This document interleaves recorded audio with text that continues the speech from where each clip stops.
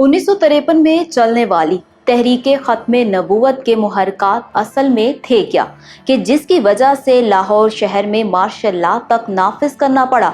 इस तहरीक में क्यों हज़ारों लोगों को लाहौर की शाहराहों पर ज़िबा कर दिया गया। सैयद अताउल्लाह शाह बुखारी, मौलाना अब्दुस्तार खान नियाज़ी और मौलाना मौदूदी का इस तहरीक में क्या किरदार था। कादियानियत के खिलाफ उठने वाली आवाज़ को दबाने के लिए कौन कौन से नामवर उलमाए कराम को शाही कले में कैद काटनी पड़ी और किसे फांसी तक की सज़ा सुनाई गई। तब सिकंदर मिर्ज़ा ने ये क्यों कहा था कि मुझे ये ना बताओ कि हालात कंट्रोल में है, मुझे बस ये बताओ कि आज कितनी लाशें गिराई गई हैं। आप देख रहे हैं दास्तान पाकिस्तान सीरीज की एपिसोड 12 और मेरा नाम है मरियम खुर्शीद। अगर आप पाकिस्तान की सियासी तारीख जानने में इंटरेस्टेड हैं तो मेरे चैनल को जल्दी से सब्सक्राइब करते चलें। और हाँ, मुझसे इंटरेक्ट करने के लिए आप इंस्टाग्राम पर भी मुझे फॉलो कर सकते हैं। मेरे इंस्टा अकाउंट का लिंक आपको डिस्क्रिप्शन बॉक्स में मिल जाएगा। ये मार्च 1953 था। ख्वाजा नाज़मुद्दीन मुल्क के वजीर आज़म थे, जबकि मियाँ मुमताज़ दौलताना पंजाब के चीफ मिनिस्टर। मिर्ज़ा गुलाम अहमद कादियानी के नाम लेवाओं के खिलाफ कुफर के फतवे तो कई सालों से लग रहे थे, लेकिन अभी तक पाकिस्तान के दस्तूर में मिर्ज़इयों को गैर मुस्लिम नहीं डिक्लेयर किया गया था। यही वजह थी कि इस दौर में मिर्ज़ई या कादियानी पाकिस्तान से हज पर भी जाया करते थे और वो अलल-ऐलान अपने अकीदे का प्रचार और तबलीग भी करते थे। कादियानी जमात की तरफ से एक ऐलान सामने आता है कि 1952 का साल गुजरने ना पाए, उससे पहले ही सूबा बलूचिस्तान को अहमदी बना लो। इसके जवाब में सैयद अताउल्लाह शाह बुखारी के वो जुमले ऑन रिकॉर्ड हैं जब उन्होंने मिर्ज़ा महमूद को मुखातिब करते हुए कहा कि मिर्ज़ा महमूद 1952 का साल तुम्हारा है और 1953 का साल हमारा। एक ज़माना था कि सैयद अताउल्लाह शाह बुखारी की मजलिस अहरार अल इस्लाम पूरे हिंदुस्तान में धड़ल्ले से सियासत करती थी। कुल्हाड़े के इंतखाबी निशान से इलेक्शन लड़ने वाली मजलिस अहरार ने 1937 के रियासती इंतखाबात में पंजाब से 4 सीटें जीती थी, जबकि बिहार और मुंबई से भी सैयद अताउल्लाह शाह बुखारी के नुमाइंदे इलेक्शन में कामयाब होकर असेंबलियों तक पहुंचे थे। क़याम पाकिस्तान के बाद शाह जी ने सियासत से दस्तबरदारी का ऐलान कर दिया।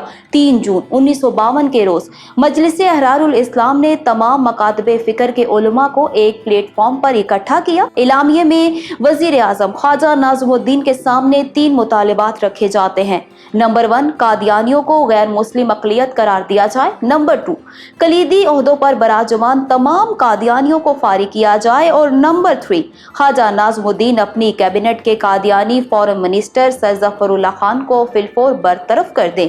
दोस्तों, आपने सैयद अताउल्लाह शाह बुखारी की बायोग्राफी वीडियो में जाना था कि एक रोज़ लाहौर में पंडाल सजा हुआ था और हज़ारों का मजमा होने के बावजूद भी सामने हू का आलम था। शाह जी ने अपनी तुराहदार टोपी उतारी, दोनों हाथों में लेकर मजमे की तरफ लहराई। वो ख्वाजा नाज़मुद्दीन को मुखातिब करते हुए बोले, ख्वाजा, ये मेरी टोपी आज तक किसी के आगे नहीं झुकी, ले ये मैं अपनी टोपी तेरे कदमों में रखता हूँ, मेरे साईं की इज्जत बचा ले।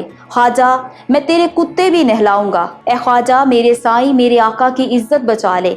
22 जनवरी 1953 को ख्वाजा नाज़मुद्दीन से मुज़ाकरात भी किए गए, जिस पर तहज्जुद गुजार वज़ीर आज़म इल्हाज ख्वाजा नाज़मुद्दीन ने जवाब दिया कि इस वक्त मुल्क में ग़ज़ाई किल्लत है, अगर मैं तुम्हारे मुतालबात तस्लीम कर लेता हूँ तो हमें अमरीका से गंदुम का एक दाना तक नहीं मिलेगा। वज़ीर आज़म के इनकार के बावजूद भी हुकूमत को 1 महीने की मजीद मोहलत दी गई कि वो सोच विचार कर लें। 22 फरवरी को अल्टीमेटम खत्म हो गया, जिसके बाद कराची में एहतजाजी जलसे होने लगे। 26 और 27 फरवरी की दरमियानी शब कराची में मजलिस अहरार के दफ्तर पर छापा मारकर सैयद अताउल्लाह शाह बुखारी, मौलाना सैयद अबुल हसनात कादरी, मास्टर ताजुद्दीन अंसारी, मौलाना हामिद बदअयूनी समेत दर्जनों रहनुमाओं को गिरफ्तार किया जाता है। मरकजी रहनुमाओं की गिरफ्तारी की खबर सुनकर मुल्क भर में हड़तालें और जलसे जुलूस होने लगते हैं। ऐसे में हालात की संगीनी को देखते हुए 3 मार्च 1953 को लाहौर शहर में मुकम्मल कर्फ्यू लगा दिया जाता है। खिलाफ वर्जी करने वालों पर गोलियां बरसाई जाती हैं, जिससे कई लोग मारे जाते हैं। कर्फ्यू के बावजूद भी हालात कंट्रोल से बाहर हुए तो गवर्नर जनरल मलिक गुलाम मोहम्मद ने 6 मार्च को सिर्फ लाहौर की हद तक मार्शल लॉ नाफिज कर दिया और मेजर जनरल आजम खान को कमांड सौंप दी। ये मार्शल लॉ 70 दिनों तक नाफिज अमल रहा। हजारों की तादाद में कारकुनान को लाहौर के शाही किले में कैद कर दिया गया। गोलियों की तड़तड़ाहट से लाहौर का माल रोड और मस्जिद वजीर खान के कुर्बो जवार दिन रात गूंजते रहे। उस दौर के सेक्रेटरी दिफा सिकंदर मिर्जा ने कानून नाफिज करने वाले इदारों को अहकामात दे रखे थे कि मुझे ये ना बताया जाए कि कोई हंगामा खत्म कर दिया गया है, बल्कि मुझे ये बताया जाए कि वहां कितनी लाशें गिराई गई हैं। उन दिनों में मौलाना अब्दुस्तार खान नियाजी पंजाब असेंबली के रुकन थे। लाहौर शहर में मुसलसल फसादात जारी थे।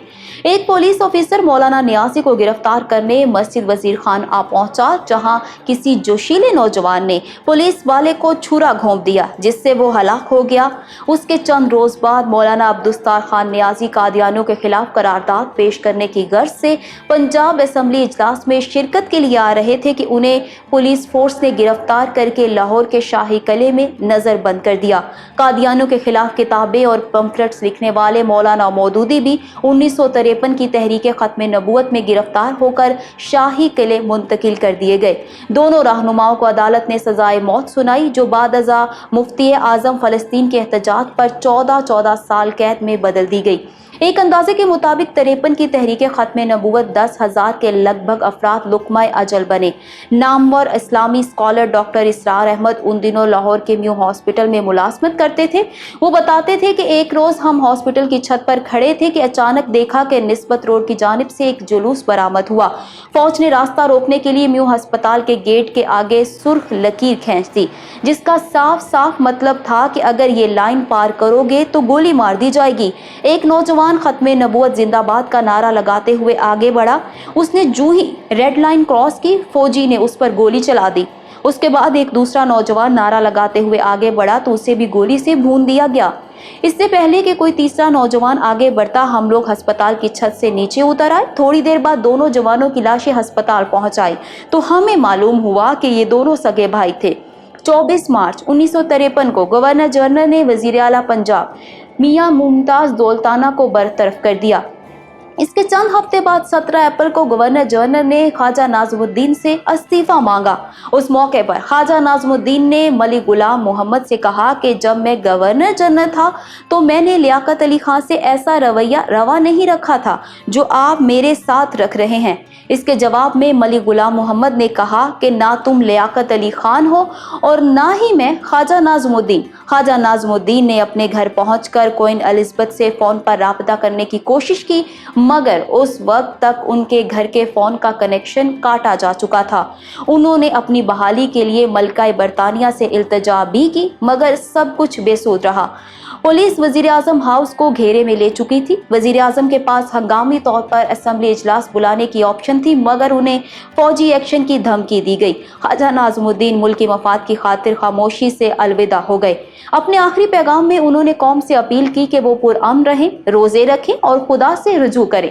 वज़ारत उज़्मा से बर्खास्त होकर ख्वाजा नाज़मुद्दीन अपने आबाई शहर ढाका गए तो रिहाइश के लिए किराए पर मकान लिया।